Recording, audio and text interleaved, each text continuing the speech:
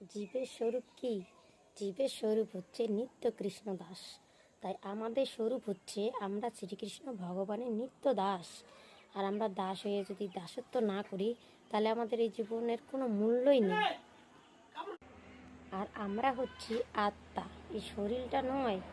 সবার ভিতরে কিন্তু আত্মা রয়েছে, পরমাত্মা। সেই আত্মা যতক্ষণ শরীরে থাকে, এই শরীরের ততক্ষণই মূল্য থাকে।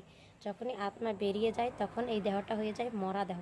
তাই আত্মার যত্ন করো। ভগবান হচ্ছে পরমাত্মা, আমাদের হৃদয়ে রয়েছে। তাই আমরা যদি পরমাত্মার আহারগুলো না দেই, তাহলে আমাদের পরমাত্মা দুর্বল হয়ে পড়বে, আমরা ভগবানকে ভুলে যাব। এজন্য আমাদেরকে শ্রী হরে কৃষ্ণ মহামন্ত্র জপ করতে হবে, ভগবত কথা শ্রবণ করতে হবে। তাহলে আমাদের পরমাত্মার খাবার দেওয়া হবে। তাহলে আমরা ধর্ম বুঝতে পারবো, ভগবত কর্মর দিকে এগোতে পারবো। না হলে সব কিছু ভুলে যাব।